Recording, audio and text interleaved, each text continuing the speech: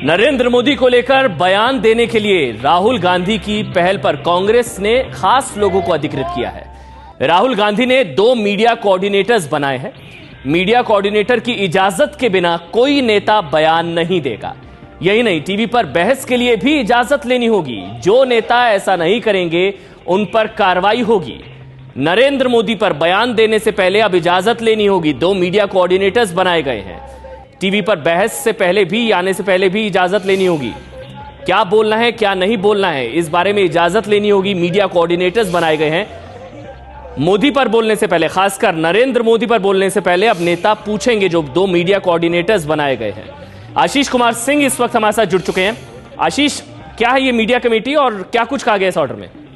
देखिए, राहुल गांधी की तरफ से प्रेस विज्ञप्ति जारी करके बाकायदा 2 नए लोगों को मीडिया कोऑर्डिनेटर बनाया गया है। और खास करके ये डिक्टेट है कि किसी भी टीवी पैनल में जाने से पहले किसी भी मुद्दे को लेकर के, चाहे वो नरेंद्र मोदी से संबंधित हो या फिर देश की राजनीति से जुड़े किसी मसले पर, अगर किसी भी कांग्रेसी नेता को जाना है तो एक्सपेक्ट कर रहे हैं राहुल गांधी अपने इन 2 लोगों की टीम के तहत कि पहले समाचार एजेंसीज उनको बताएं, उनसे अनुमति लें, ताकि स्ट्रीमलाइन तरीके से ब्रीफ के साथ ये प्रवक्ता जा करके टेलीविजन चैनलों पर या जिन दूसरे कार्यक्रमों में हिस्सा ले रहे हैं वहां जाकर के अपनी तरफ से कांग्रेस पार्टी की बातों को रख सके।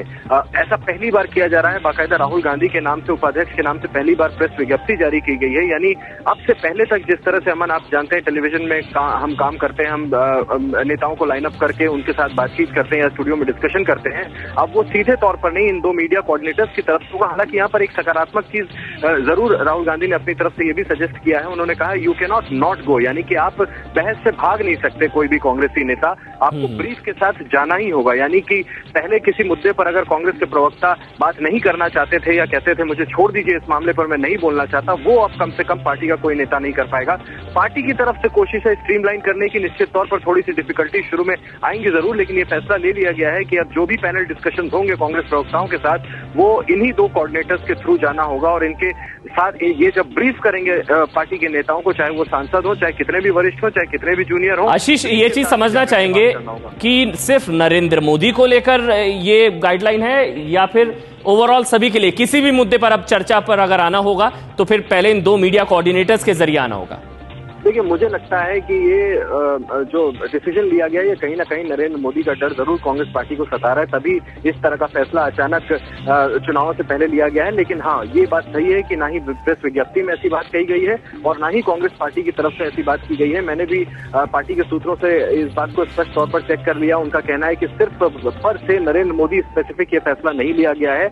चाहे जो भी मुद्दा हो, जिस भी इशू पर डिस्कशन करना हो, इंक्लूडिंग नरेंद्र मोदी, पहले परमिशन लेनी पड़ेगी इन 2 मीडिया कोऑर्डिनेटर से। लेकिन ऐसे वक्त पर यह फैसला लिया गया अमन कि ये बिल्कुल साफ है, स्पष्ट है कि कहीं ना कहीं बीजेपी की जो अग्रेसिव रणनीति है और नरेंद्र मोदी जिस तरह से कांग्रेस पर लगातार हमले बोल रहे हैं, उसको काउंटर करने के लिए ही शायद ऐसा फैसला लिया गया। लेकिन यह फैसला कितना व्यावहारिक होगा, कितना प्रैक्टिकल होगा, इसको लागू कर पाना, ये देखने वाली बात होगी। लेकिन एक प्रेस विज्ञप्ति, प्रेस रिलीज जारी की गई है जिसमें यह कहा गया है कि किसी भी मुद्दे पर, चाहे वो नरेंद्र मोदी का मुद्दा हो, चाहे कोई भी मुद्दा हो, अगर उस पर कोई भी बयान देना है या फिर टीवी पर जो बहस होती है, अगर उस पर कोई कांग्रेस का प्रवक्ता आ रहा है तो फिर पहले इन 2 मीडिया कोऑर्डिनेटर्स के जरिए ही इजाजत लेनी होगी।